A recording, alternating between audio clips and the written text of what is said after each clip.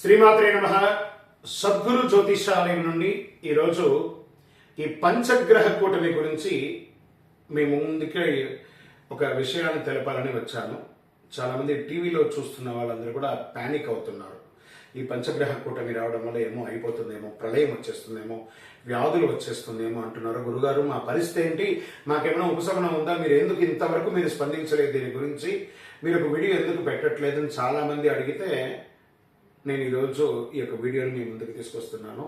ఇప్పుడు నేను చేస్తున్న వీడియో పంచగ్రహ కూటమి ప్రారంభించిన తర్వాతే మీతో మాట్లాడుతున్నాను.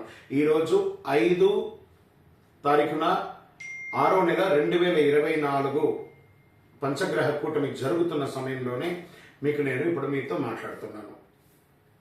అసలు ఈ పంచగ్రహ కూటమి మంచిదా చెడ్డదా, దీనివల్ల లాభమా నష్టమా అంటే,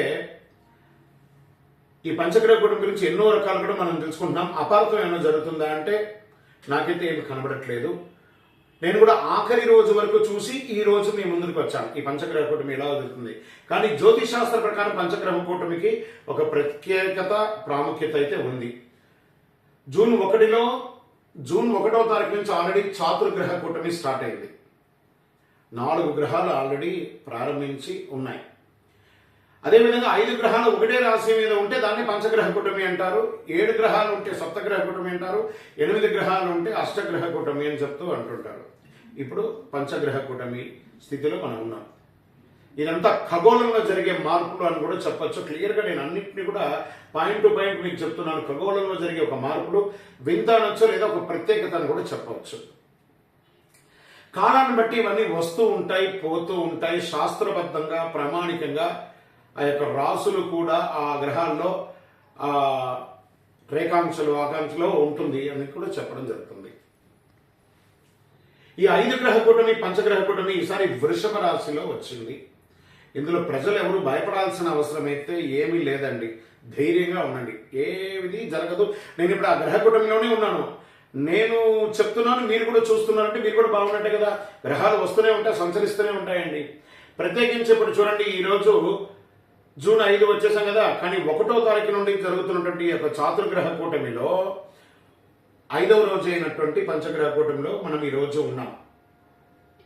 దీనివల్ల గ్రహ కూటమి ఒక వ్యక్తిని కానీ, ఒక గ్రహం మీద కానీ రుద్రం అనేది కరెక్ట్ కాదని నా యొక్క విశ్లేషణ.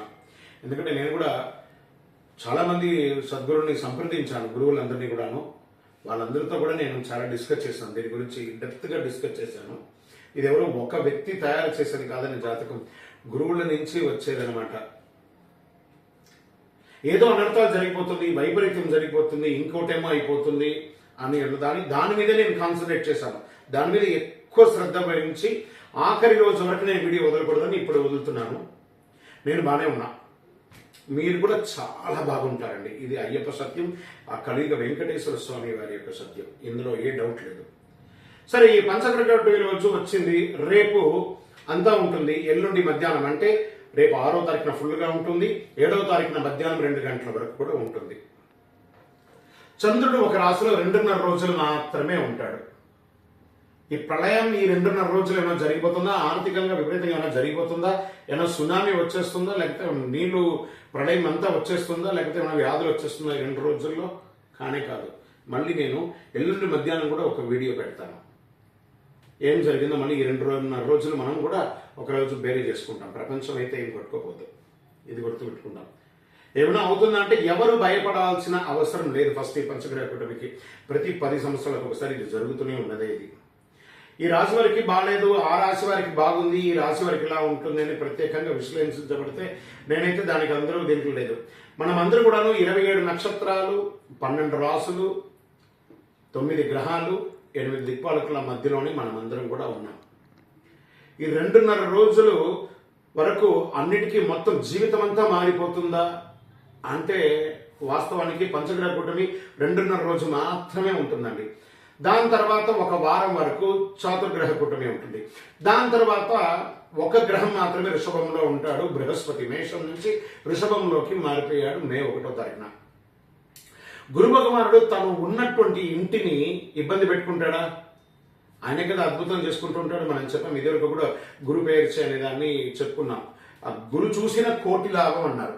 మరి వృషభరాశి వారిని ఇబ్బంది పెట్టేస్తారు, లేకపోతే పలానా రాశి వారు ఆ గ్రహానికి ఇలా అయిపోతుంది, ఈ రాశి వారికి ఇలా అయిపోతుంది, ఇంకా ఇబ్బందులు అయిపోతారు, ప్యానిక్ అయిపోతారు. ఏ రాశులు ఏ గ్రహాలు కూడా ఎవరిని ఇబ్బంది పెట్టదండి. విధాత మిమ్మల్ని సృష్టించినప్పుడు, మీరు జన్మించినప్పుడు మీ తల రాతను రాసి భూమి మీద పంపించేశారు. మీ యొక్క రాత ఇలా ఉంటుంది, ఇలా ఉంటుంది, ఇలా ఉంటుంది, ఇలా ఉంటుంది అని. మీరు ప్రయాణిస్తున్నటువంటి ప్రయాణంలో ఈ జ్యోతిష్ శాస్త్రం ఎలా ఉపయోగపడుతుందంటే, పడుతున్న వర్షానికి ఒక గొడుగు మాత్రమే కానీ జ్యోతిష్ శాస్త్రం మీ జీవితాన్ని మార్చదు. బాగా గుర్తుపెట్టుకోండి. ఎందుకంటే విధాత ఆల్రెడీ రాసేసాడండి. మీరేంటి, మీ వ్యవహారం ఏంటి, మీ జీవితం ఏంటి, మీ ఉద్యోగం ఏంటి, మీ వ్యాపారం ఏంటి, మీ భార్య ఎవరు, మీ భర్త ఎవరు, మీ పిల్లలు ఎవరు, మీ ఎవరి తల్లిదండ్రులు, మీరు చేయాల్సింది ఏంటి, మీ డెస్టినీ ఏంటి అని ఆయన రాసేశారు. ఆ నడుస్తున్నటువంటి దారిలో స్పీడ్ బ్రేకర్స్ ఎక్కడ ఉన్నాయో మీకు తెలియదు కాబట్టి మాలాంటి జ్యోతిష్ శాస్త్ర నిపుణుల కాస్త జాగ్రత్తగా వెళ్ళండి. ఈ సమయంలో చెప్పడానికి కోసం ఉపయోగపడేది మాత్రమే జ్యోతిష్ శాస్త్రం అండి. దీన్ని మీరు గుర్తుపెట్టుకోవాలి. పానిక్ అవ్వవలసిన అవసరం లేదు. అఖిలాండ కోటి బ్రహ్మాండ నాయకుడు శ్రీ ధర్మశాస్త్ర అయ్యప్ప స్వామి వారి యొక్క 18 అవతారాల దేవాలయం తిరుపతిలో మీకోసం మేము ప్రార్థన చేస్తుంటాం. ఆల్రెడీ మేము 1వ తారీఖు నుండి లోకక్షేమం కోసం ప్రార్థనలు చేయడం మొదలు పెట్టాము. ఇంకా మీరు బాగుంటారు. మళ్ళీ 7వ తారీఖున మధ్యాహ్నం ఒక వీడియో పెడతాను. ధైర్యంగా ఉండండి.